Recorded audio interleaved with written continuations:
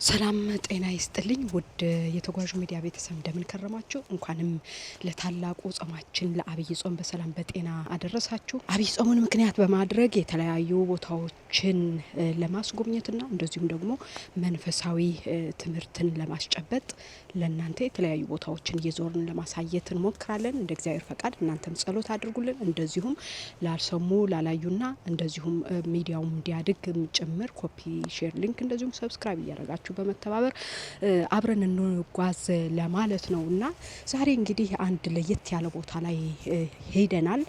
ይህ ቦታ በደብረ ዘይት ተራራ ውስጥ የሚገኝ አንድ ትልቅና ለቤተ ክርስቲያናችን እንደዚሁም ደግሞ ለሃይማኖታችን ትልቅ መሰረት ያለው ቦታ ላይ ነው ማለት ነው። ጌታችን መድኃኒታችን ኢየሱስ ክርስቶስ በቅዱስ መጽሐፋችን ውስጥ እንደተጻፈው የተራራው ስብከት ተብሎ የሚታወቀው በኢየሩሳሌም ሲያስተምር ውሎ ማታ ማታ ወደ ደብረ ዘይት ተራራ እየወጣ ደቀ መዛሙርቱን ሰብስቦ እያስተማረ እንደዚሁም ደግሞ እየጸለየ የሚያድርባቸውን የተለያዩ ቦታዎች በዚሁ ቦታ ላይ አሉ። አበይት ቦታዎች የሚባሉና ከነዛ መካከል አንዱ የሆነው ይህ አቡነ ዘበሰማያት ያስተማረበት ትልቁ ቦታ ላይ ነው የሚገኘው። በውስጡ የያዘው ብዙ ታሪክና ቅርስ አለው። እሱን ለማየት እንደዚሁም ለመጎብኘት አብረን እንጓዛለን።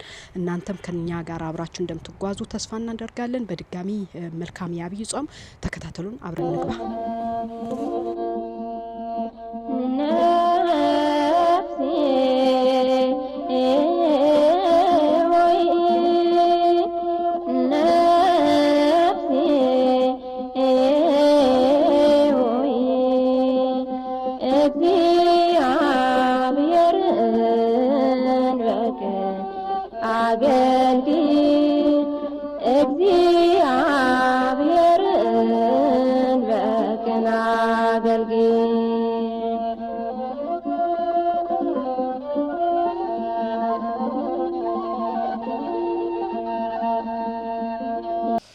ውድ ቤተሰብ እንግዲህ እንደምታዩት ይህ ቦታ ትልቅና ጸጥታ የበሰፈነበት የጸሎት ቦታ ነው። ይህ ካቴድራል ማለት ነው እና በዚሁ መካከል ከ100 በላይ ባላነሱ በተለያዩ ሀገራት ቋንቋ አቡነ ዘበሰማያት የሚል ጽሁፍ ተጽፎበት በዙሪያው ተለጥፎ ታያላችሁና ከዛም መካከል አንዷ ኢትዮጵያ ናት። ኢትዮጵያ ቋንቋ እንደሚታወቀው በግዕዝ ቋንቋ አቡነ ዘበሰማያት ወይም አባታችን ሆይ የሚል ጽሁፍ እዚሁ ላይ ተጽፎ ታገኛላችሁ ማለት ነው። እና በዋና ዋናነት እንግዲህ ሁሉንም ቋንቋ አንድ አይነት ለአቡነ ዘበሰማያት ወይም አባታችን ሆይ የሚል የሚገልጽ ቢሆንም ግን በላቲን በግዕዝና እንደዚሁም በዕብራይስጥኛ ቋንቋ በዚህ ቦታ ላይ መጻፉ በጣም አስደናቂ የሚያስደርገው ሁኔታ ነውና ለማንኛውም ይህ ቦታ የጸሎት ቦታ እንደመሆኑ መጠን ይህ አቡነ ዘበሰማያት የሚለውን ቃል አብረን እንጸልይና ወደ ሌሎቹን አብረን እንጓዛለን። አብራችሁ ይጸልዩ።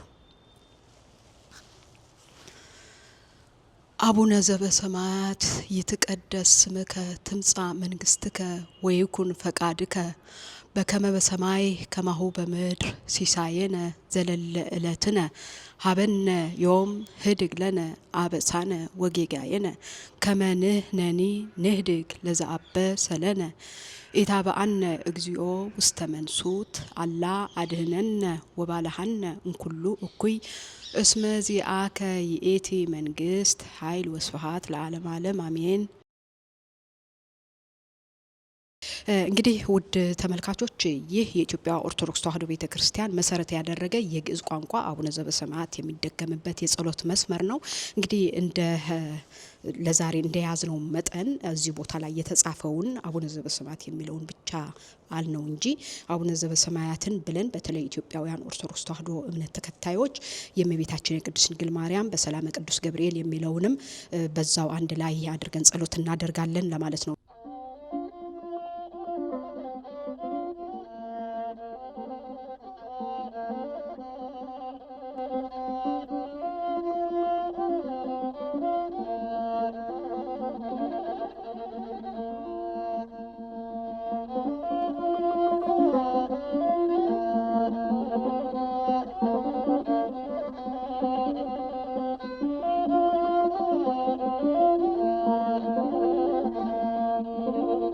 እንግዲህ ውድ ተመልካቾች ይህ ቦታ ትልቅ ካቴድራል ነው።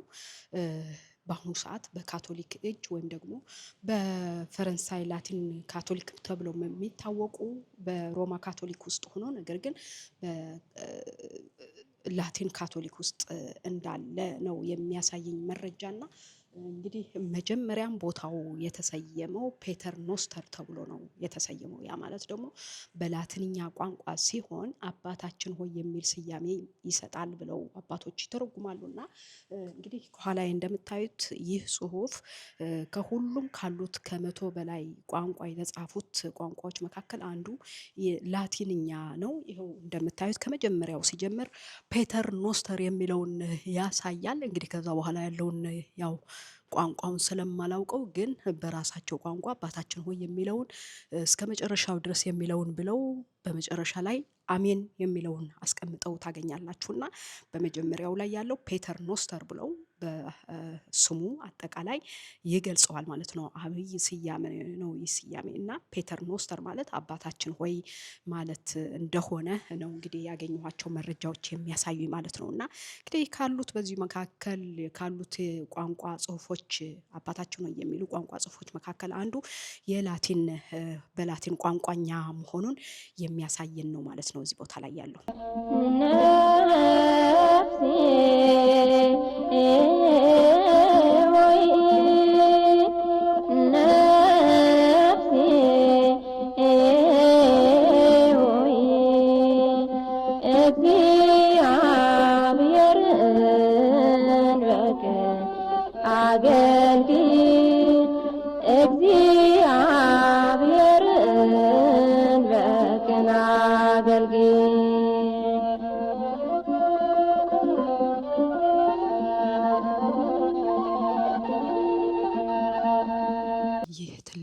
ቤተክርስቲያን ካቶሊክ ቤተክርስቲያን ስር ይገኛል እና በዚህ ቦታ ላይ አባቶች እንደዚሁም እናቶች መነኮሳያት ናቸው የሚገኙት ቦታውን እየጠበቁ ማለት ነው። ይሁን እንጂ የተለያዩ የክርስትና እምነት ተከታዮች እየመጡ የመጎብኘት እንደዚሁም የመጸለይ መብት ስላላቸው ለሁሉም ክፍት ሆኖ ታገኙታላችሁ ማለት ነውና ለማንኛውም የተራራው ስብከት ተብሎ ከሚጠቀሱት የመጽሐፍ ቅዱሳችን ጥቅሶች መካከል አንዱ ቦታ በዚህ ቦታ ላይ ጌታችን መድኃኒታችን ኢየሱስ ክርስቶስ ደቀ መዛሙርቱን ሰብስቦ ማታ ማታ ያስተምርበት የነበረው ቦታ እንደሆነ በዚህ ቦታ ላይ ይጠቀሳልና እንግዲህ እንደምታዩት ከጀርባዬ ደረጃ ደረጃ አድርገው አስቀምጠውታል ማለት ነው። ያ ማለት ደግሞ ደቀ መዛሙርቱ ቁጭ ብለው የሚማሩበት እንደዚሁም ጌታችን መድኃኒታችን ኢየሱስ ክርስቶስ ከላይ ከፍ ብሎ እናንተ የእፉኝት ልጆች እያለ ይገስጻቸው እንደዚሁም ያስተምራቸው እንደዚሁም ስለ ምጽአቱ ስለ ፍቅር ስለ ትሕትና ስለ እያንዳንዱ የጸሎት አደራረግ ሲያስተምራቸው የነበረውን ሁኔታ የሚገልጽ ነው የምታዩትና በዛም ሆነ በዚህ ግን በዋናነት ስለ ጸሎት ሲያስተምራቸው በዚህ ቦታ ላይ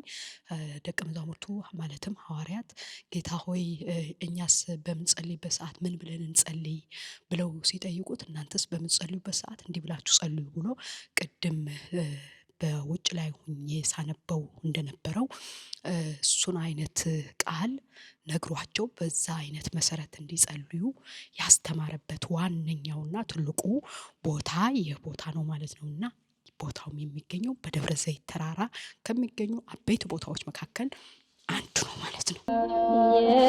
የተቀበለው በቀራንዮ ያን ሁሉ መከራ በመስቀሉ ላይ ላንቺ ሲል ነውና ነፍሴ ሆይ ነፍሴ ሆይ ነፍሴ ሆይ እግዚአብሔርን በቅን አገልግል እግዚአብሔርን በቅን አገልግል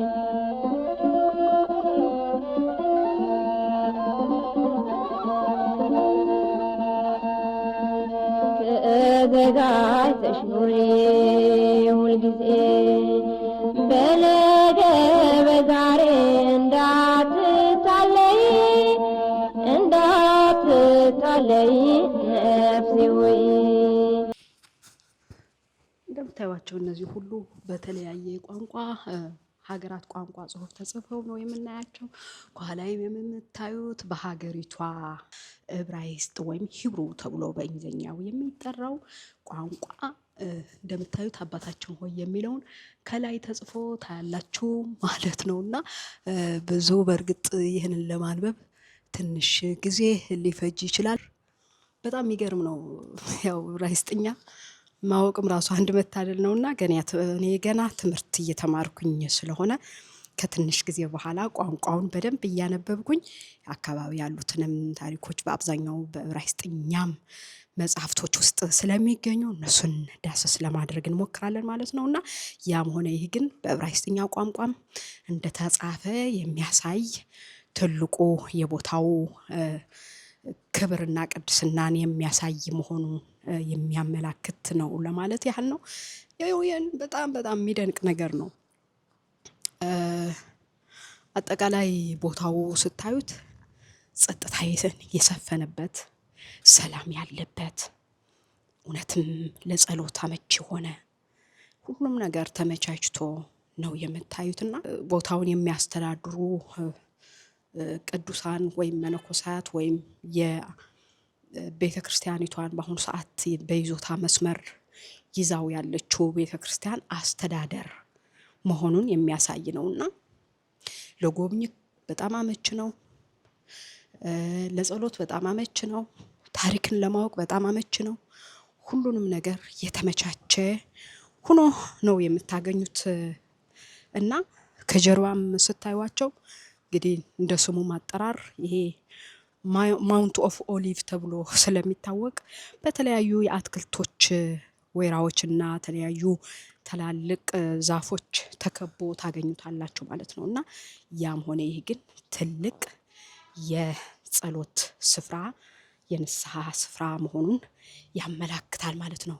እንግዲህ ውድ ተመልካቾች ቅድም ያየነው ጌታችን መድኃኒታችን ኢየሱስ ክርስቶስ ያስተማረበትን ቦታ እንደዚሁም በተለያዩ ሀገራት ቋንቋ የተጻፉት አቡነ ዘበሰማያት የሚገልጹትን ቋንቋዎች እነሱን ነው ዞር እያልን የነበር ነውና እስኪ ደግሞ መቼም ሰው ሆኖ ፍጹም ሰው ሆኖ ስለመጣ ጌታችን መድኃኒታችን ኢየሱስ ክርስቶስ በዚህ ቦታ ላይ እኛን አርአያ ሆኖ ምን እንዱ አካሄዳችን ራሱ የየቀናችን የየዕለታችን ምን ይመስል እንደሚገባ አስተምሮ ጸሎት አድርጎ ከጨረሰ በኋላ ብቻው ሆኖ ይጸልይበትና ያርፍበት የነበረውን ትልቅ ዋሻ አለ።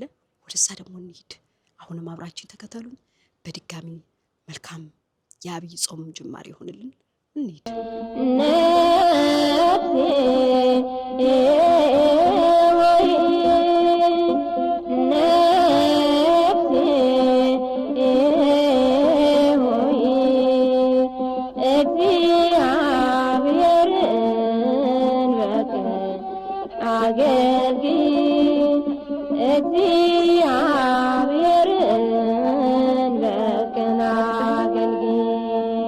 አንተ ለሰው ልጆች ብለህ በዚህ ምድር ላይ ተንገላታውና የወረድከው ፍጹም ሰው ሆነ የመጣው አምላክ ክብር፣ ምስጋና፣ አምልኮ፣ ስግደት ለአንተ ይሁን፣ አሜን።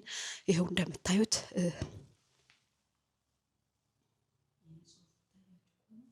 ጽሁፉ ይታያችሁ ከሆነ አላቅም።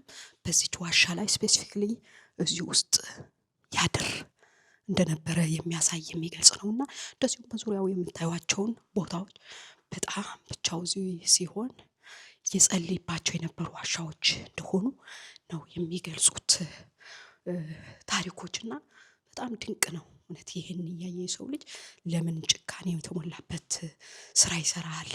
ለምንስ ልቡ ይደነድናል? የሚለውን ትንሽ ይከብዳል ለመናገርና ያም ሆነ ግን ይህ ቦታ ፔተር ኦፍ ኖስተር ተብሎ የሚታወቀው የሚጠራው ትልቅ ቦታ ነው።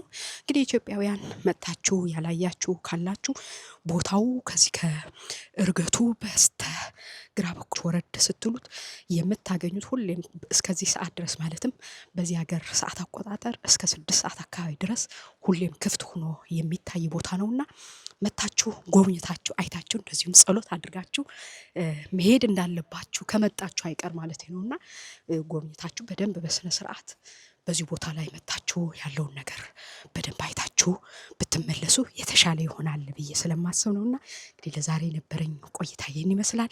እግዚአብሔር አምላክ ሀገራችንም ህዝባችንም ዓለማችንም ሁሉንም ሰላም ያደርግልን። ጾማችንም የፍቅር የሰላም የአንድነት ያደርግልን ለማለት ወዳለሁኝ። ለዛሬ የነበረኝን ቆይታ በዚህ ጨርሻለሁኝ። በሌላ ጊዜ በሌላ ፕሮግራም እስከምንገናኝ ድረስ መልካም ጊዜ።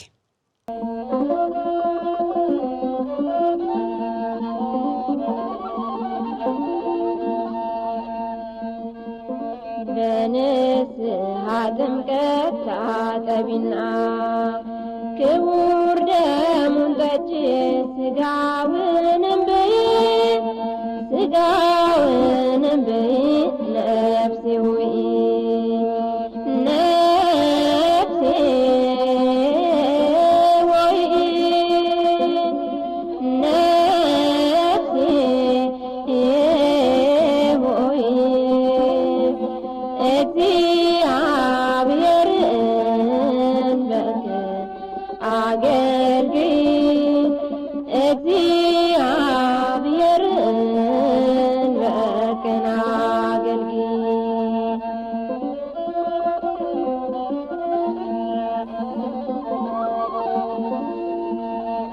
ዘላለም በደስታ እንድትኖሪ ከዘላለም ቤትሽ መንግሥተ ሰማይ ነፍሴ ሆይ